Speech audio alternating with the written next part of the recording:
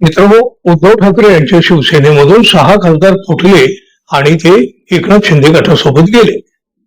हा सगळाच प्रकार घटनेच्या चौकटीत न बसणारा असल्याचा दावा उद्धव ठाकरे यांच्या शिवसेनेनं तर केलाच केला. पण कायद्याचे अभ्यासक सुद्धा ही सगळीच्या सगळी घटना कायद्याच्या विरोधामध्ये आहे, हे 6 खासदार कायद्यानुसार अपात्रच ठरू शकतात असं कायद्याच्या अभ्यासकांचं मत आहे. पण अलीकडे कायद्याचा किती सन्मान केला जातो हे आपण पाहतो आहोत गेल्या काही वर्षात. शिवसेनेचे 40 आमदार फुटले, गुवाहाटीला गेले, परत आले. या सगळ्या प्रकरणानंतर ही घटनातज्ञांनी आणि कायद्याच्या अभ्यासकांनी अगदी जीव तोडून आणि ओरडून ओरडून सांगितलं होतं हे सगळं घटनाबाह्य आहे, कायद्याच्या चौकटीच्या बाहेर आहे, हे सगळेच्या सगळे आमदार अपात्र होणार. आणि मग काय झालं पुढे त्याचं? शेवटची आशा म्हणून सुप्रीम कोर्टाकडे पाहिले गेलं. 4 वर्ष झाली, अजून सुप्रीम कोर्टानं त्या प्रकरणाचा निकालच दिलेला नाही. त्या आमदाराची अगदी टर्म संपून सुद्धा गेली. आता पुन्हा 6 खासदाराच्या फुटीचं प्रकरण सर्वोच्च न्यायालयामध्ये पोहोचलं आहे. उद्धव ठाकरे शिवसेनेनं लोकसभा अध्यक्षाकडे आधी दाद मागितलीही होती, पण अध्यक्षांनी मात्र या खासदारांच्या विलिनीकरणाला मान्यता दिली आणि मग अपेक्षेप्रमाणे हे प्रकरण आता सुप्रीम कोर्टामध्ये पोहोचलं. लोकसभा अध्यक्षांनी दिलेली ही मंजुरी बेकायदेशीर आहे.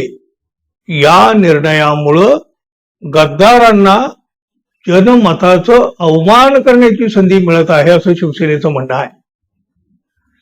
शिवसेनेचे लोकसभेतील गटनेते अरविंद सावंत यांनी लोकसभा अध्यक्ष ओम बिर्ला यांच्या निर्णयाला आव्हान देत ही याचिका दाखल केलेली आहे. ही याचिका सुप्रीम कोर्टात दाखल केल्यानंतर ज्येष्ठ वकील देवदत्त कामत यांनी तातडीची सुनावणी घेण्याची मागणी न्यायालयाला केली. लोकसभा अध्यक्षांनी 18 जुलैला 6 खासदारांचं दुसऱ्या पक्षात विलिनीकरण करण्याला मंजुरी दिलेली आहे आणि या निर्णयामुळं शिवसेनेचं संसदेतील राजकीय पक्ष म्हणून कामकाज पूर्णपणे ठप्प झालेलं आहे. लोकसभा अध्यक्षांनी मंजुरी दिलेल्या विलिनीकरणाचा निर्णय संसद अधिवेशनासाठी लागू आहे, याकडे लक्ष वेधत ऍडव्होकेट कामत यांनी तातडीच्या सुनावणीसाठी विनंती केली. पण त्यावर सरन्यायाधीशांनी आम्ही पाहू असं उत्तर देत किंवा सुनावणी घेण्याची तयारी तरी दर्शवलेली आहे. खंडपीठाच्या या भूमिकेमुळे पुढील काही दिवसांमध्ये शिवसेनेच्या याचिकेवर सुनावणी होण्याची शक्यता आहे. त्यामुळं बंडखोरी केलेल्या या 6 खासदारांचे धाबे दणाणले असणार. लोकसभा अध्यक्षांनी या खासदारांच्या विलिनीकरणाला बेकायदेशीर मंजुरी दिली. त्यांच्या निर्णयामुळे लोकसभा सभागृहातील शिवसेनेची रचना आणि पक्षाची विधिमंडळातील ताकद यावर प्रतिकूल परिणाम होत आहे.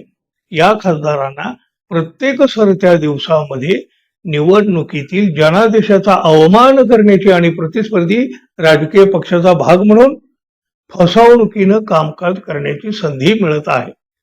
ही व्यवस्था लोकशाही विरोधी आहे, घटनात्मक रचनेला बाधा आणणारी आहे, असा दावा शिवसेनेच्या याचिकेमध्ये करण्यात आलेला आहे. हे प्रकरण सर्वोच्च न्यायालयामध्ये गेल्यामुळे 6 खासदारांच्या मनामध्ये धाकधूक नक्की वाढलेली असेल. पण मित्र हो, हा पण खूप महत्वाचा असतो. पण फुटलेल्या 40 आमदारांचा निकाल अजून आलेला नाही. 4 वर्ष होऊन गेली आणि हे एकच उदाहरण या खासदारांची भीती कमी करण्यासाठी पुरेसं आहे. त्यामुळं कायद्याचा धाक तर उरलेला नाहीच आणि म्हणूनच एकामागून एक बेकायदेशीर राजकीय घटना घडत आहेत. आता या प्रकरणाचा निकाल तरी सुप्रीम कोर्ट कधी देत आहे माहित नाही, पण या निकालावर खूप काही मोठं राजकारण अवलंबून असणार आहे. पण हा निकाल केव्हा येईल आपल्याला माहित नाही. आपण काय जशी मागची 4 वर्ष वाट पाहिली तशी याही प्रकरणाची आणखी पुढे काही वाटच पाहत राहू, नाहीतर शेवटी आपल्या हाती काय आहे पाहत राहू. मित्रांनो, धन्यवाद. पुन्हा भेटू. नमस्कार.